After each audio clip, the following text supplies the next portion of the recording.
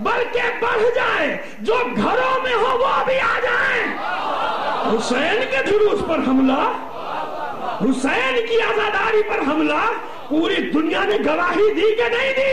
جو گئے تھے وہ بھی واپس آ جائیں اور جلوس اپنی منزل پر اطمینان کے ساتھ جائے، کوئی بھگدڑ نہیں، کوئی جلدی نہیں۔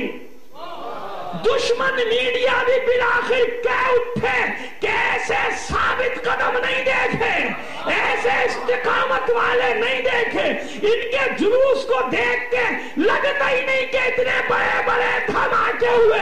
تو اب بتاؤ کون جیتا؟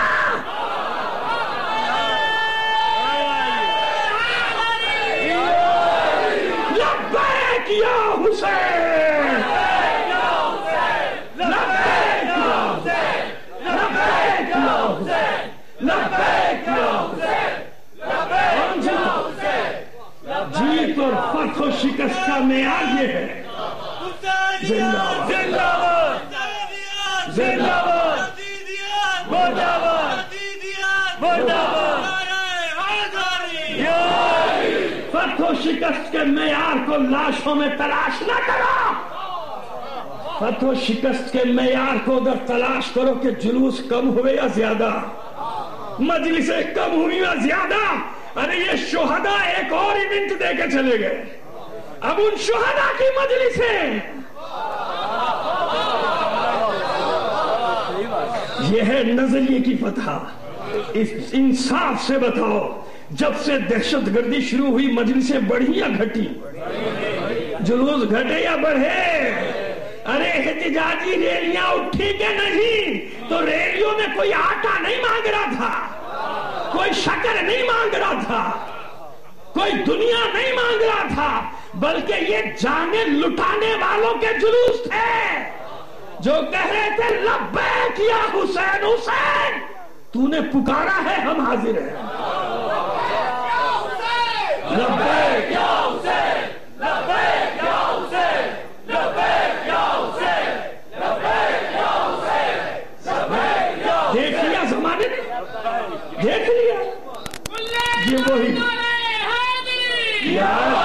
یہ وہی سمجھ سکتا ہے جس کی کربلا سمجھ میں آ جائے۔ جو 1400 سال میں کربلا ہی نہیں سمجھا وہ کیا سمجھے گا ان ماتمی جلوسوں کے فلسفے کو؟ اسے کیا معلوم کہ حسین کے نام میں ایک گرمی ہے، ایک جوش ہے، ایک حرارت ہے جو ٹھنڈے دلوں کو بھی گرما دیتا ہے۔ جان کی پرواہ نہیں رہتی انسان کو، کیوں؟ حسین ہے، اسی کی دی ہوئی تو جان ہے نا۔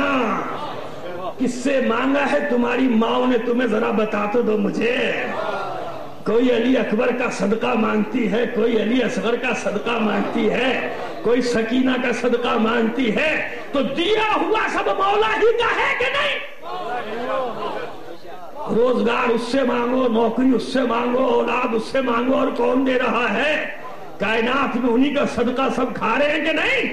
تو بس کبھی امانت میں خیانت نہیں کرنی، جان اپنی نہیں ہے، جس کی ہے تو جب مانگے خیانت نہیں کرنا ہے، اسی نے تو دی ہے۔ جان مال لٹانا اتنا آسان تھوڑی، یہ کربلا بتاتی ہے کہ وہی جذبہ ہے کہ جس نے دیا ہے اگر آج واپس مانگ رہا ہے تو فوراً دو۔ عہد و پیمان کی بات ہے، آ گیا مضمون کی طرف، بات ہے وعدے کی۔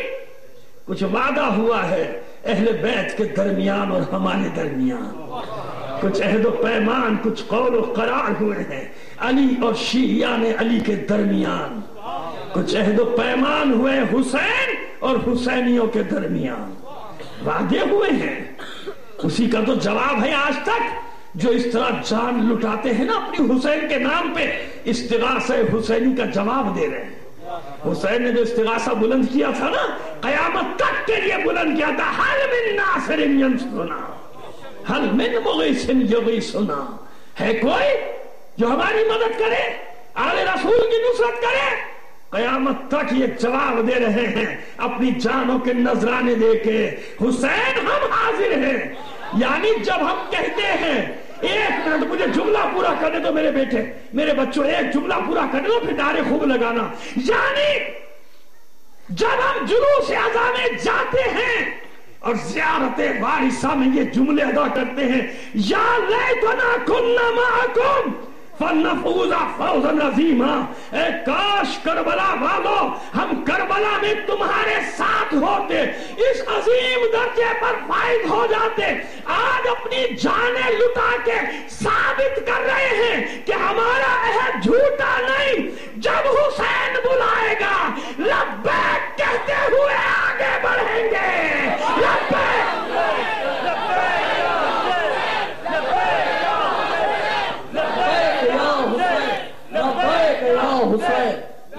سمجھ میں آگئی بات؟ سمجھ میں آگئی؟ اب تصویر کا ایک اور رخ دیکھیں، تاریخ کربلا کے اوراق میں سے ایک بار اور پلٹیں۔ من المؤمنین رجال، مومنین میں کچھ مرد ہیں۔ علماء کرام میرے سامنے تشریف فرما ہے۔ مومنین مذکر ہے یا مؤنث ہے؟ مومنین مذکر ہے نا بھائی، اور اگر اس میں مومنین میں باب تغلیب میں خواتین بھی شامل ہو تو سب مرد بھی تو ہے نا، جتنے بھی مرد، مردوں پر اطلاق ہوگا، اور مردوں ہی کی وجہ سے باب تغلیب اس پر آ رہا ہے۔ یعنی اگر خواتین میں سے مومن بطور کلی استعمال کیا جائے تو مومن و مومنات سب ہے نا، لیکن اس کے باوجود سب مرد شامل ہیں، پھر یہ الگ کیوں کیا گیا؟ من المؤمنین رجال، مردوں میں کچھ مرد ہیں، کیا مطلب ہے؟ اسی میں سارا رمز پوشیدہ ہے، اسی میں سارا راز پوشیدہ ہے، اس لیے میں نے اس آیت کا انتخاب کیا۔ مومنین مذکر، مومنین میں کچھ مرد ہیں، کیا مطلب؟ سارے مومنین مرد نہیں ہیں۔ سمجھیے بات، بڑی آسانی سے سمجھا دیں گے آپ۔ یہی محور ہے مجلس کا کہ سمجھ میں آ جائے کہ مرد کہتے ایک شخص، المرء والمرأۃ، مرد عورت، اس کے لیے استعمال ہوتا ہے۔ یہ رجل کیا ہے؟ من المؤمنین رجال، مومنین میں کچھ مرد ہیں، کیا مطلب؟ یعنی اس کا مطلب یہ ہوا کہ مذکر ہونا اور ہے، رجل ہونا اور ہے۔ یعنی یہ ہوا کہ ہر مذکر ضروری نہیں، ہر رجل تو مذکر ہے مگر ضروری نہیں کہ ہر مذکر رجل بھی ہو۔ کیا ہے رجل؟ پہلے اپنے محاورے کی زبان میں سمجھ لیجئے، آپ بالکل آسانی سے سمجھ میں آ جائے گا۔ مردوں ہی کی آپ بات کرتے ہیں، لیکن جب کوئی اپنے قول کی پابندی کرے تو کیا کہتے ہیں؟ بھائی بڑا مرد آدمی ہے۔ ارے کیا مطلب؟ آدمی تو ویسے مرد ہوتا ہے، لیکن نہیں، آپ لاشعوری طور پہ اعلان کر رہے ہیں کہ مذکر ہونا اور ہے، مردانہ صفات کا ہونا اور ہے۔ بڑا مردوں والی بات کرتا ہے، بھائی مرد تو ہے ہی وہ، لیکن نہیں، جو ایسی مردانگی کی بات کرے تو آپ خاص زور دے کے کہتے ہیں بڑا مرد آدمی ہے، بڑی مردوں والی زبان ہے، بہت بات کا پکا ہے نا؟ کہتا بھائی اس نے یہ بات کی تو کس سے کہہ رہے وہ ہے آدمی؟ یعنی آدمی اور ہے۔ یعنی اگر مفہوم نہیں بھی پتا تو لاشعور میں یہ مفہوم موجود ہے کہ مذکر ہے، مگر مرد وہی ہوتا ہے جس میں مردانہ صفات ہو، قول کا پابند ہو، بہادر ہو، سچا ہو، شجاع ہو، ثابت قدم ہو، اپنے عہد کو پورا کرنے والا ہو۔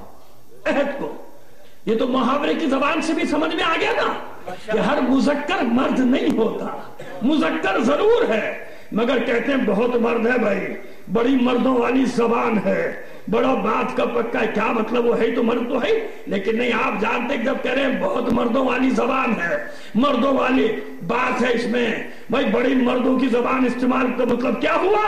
یعنی اس میں یہ صفت ہے کہ اپنی زبان کا پابند ہے، اپنے قول و قرار کا پابند ہے، اپنے عہد و پیمان کا پابند ہے، اور اگر کچھ کمی رہ گئی تو ابھی تاریخی حوالے سے سمجھا دیتا ہوں، 39 دن تک جو خیبر گئے مذکر تھے کہ نہیں؟ جی 39 دن تک جو خیبر فتح کرنے کے ارادے سے گئے مذکر تھے نا.